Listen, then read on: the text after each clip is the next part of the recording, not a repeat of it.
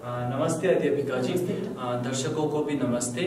तो आज हमारा विषय है पानी, जो कि आधुनिक समय की सबसे बड़ी समस्या बन चुकी है और नाले सूखते जा रहे हैं, नदियां गायब हो रही है, जितने पानी बचे हैं वो पीने लायक नहीं बचे हैं।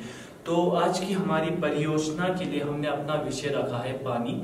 तो इस विषय पर हम कुछ सवाल करना चाहेंगे अपनी हिंदी की अध्यापिका से, जो कि मैम शांति है।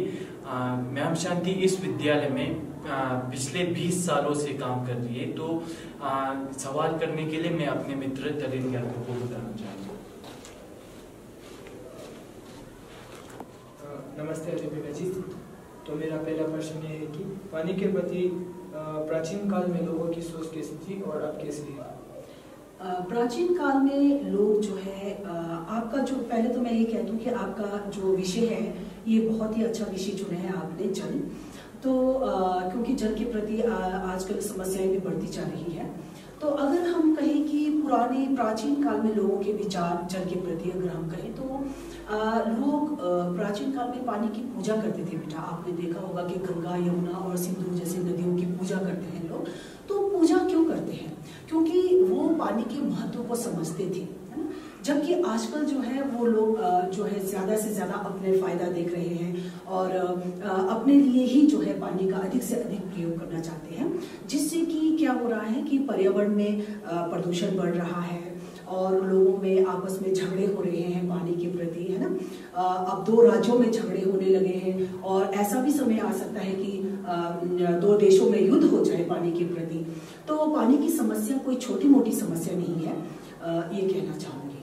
हाँ जी मैम। तो मेरा दूसरा सवाल ये है कि पानी की गुणवत्ता यानी कि क्वालिटी पहले कैसी थी और अब कैसी है? पानी की गुणवत्ता अगर हम पूछे, उसकी स्वच्छता के बारे में आप पूछना चाह रहे हैं शायद, तो लोग अक्सर कहते हैं कि बदलाव जो है वो प्रकृति का नियम है। लेकिन ये जो बदलाव ला रहे हैं, बदलाव लाने वाले कौन होते हैं? हम ही तो हैं जो पानी में बदलाव ला रहे हैं, पर्यावरण में बदलाव ला रहे हैं ना। तो ये बदलाव किस प्रकार का बदलाव ला रहे हैं हम? सकारात्मक बदलाव रहे हैं, नकारात्मक बदलाव ला रहे हैं, ये भी हमें सोचना पड़ेगा। तो जल के विषय में देख रहे हैं और पर्यावरण के विषय में देख रहे हैं कि दिन प्रतिदिन जो है वो प्रदूषण बढ़ता ही जा रहा है। तो इसकी जिम्मेवारी कौन है? कौन है इसका जिम्मेवार? हम ही है। तो पानी की गुणवत्ता अगर हम प्राचीन काल में ले तो पहले ले तो लोग नदी नालों से पानी पीते थे। घर के आगे जो उनका नालियों में पानी बहता था वो उनको पी सकते थे। तो आजकल जो है इन नदी नालों का प्रयोग जो है वो सीधे तौर पर पानी का प्रयोग पीने के लिए नहीं किया जा सकता है ना।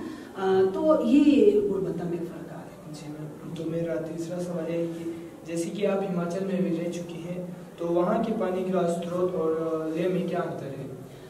हिमाचल में पानी का मुख्य स्रोत है बारिश का पानी होता है। वहाँ सिंचाई के लिए वर्षा के पानी का प्रयोग होता है। और यहाँ पर लेह में जो है वो सिंचाई के लिए बारिश की तो यहाँ पर कमी रहती है, तो सिंचाई के लिए जो है वो नदी नालों पर ही निर्भर रहना पड़ता है। और ये नदी नालों का जो पानी है वो सीधे सीधे निर्भर करता है हमारे हिमगिरी के पानी के ऊपर। तो ये अंतर है। तो मेरा चौथा और आखिरी सवाल है कि इन समस्याओं का हल कैसे निकाला जाए?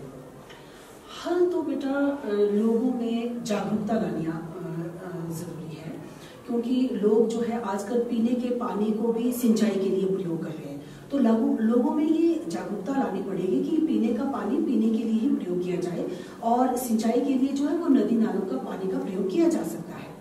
वैसे एक शिक्षिका होने के नाते विद्यार्थियों में मैं कहूँगी कि विद्यार्थियों में पानी की जागरूकता लाना है ना आवश्यक है। फिर लेह में जैसे स्वयंसेवी संस्थाएं हैं, उन्हें भी लोगों में जागरूकता पैदा करना चाहिए, लोगों में पानी के महत्व को लेकर और इनकी समस्याओं को लेकर। और जनसंख्या हमारी एक बहुत बड़ी समस्या है। तो जिस प्रकार से जनसंख्या बढ़ती जा रही है तो पानी की मांग भी बढ़ती जा रही है ना। तो ये सारी समस्याएं हैं जिन पर ध्यान देना बहुत जरूरी है, क्योंकि आने वाली समस्याओं में सबसे बड़ी समस्या बननी चाहिए ये जल की समस्या है ना। तो इस पर ध्यान देना बहुत आवश्यक है। जी धन्यवाद। धन्यवाद।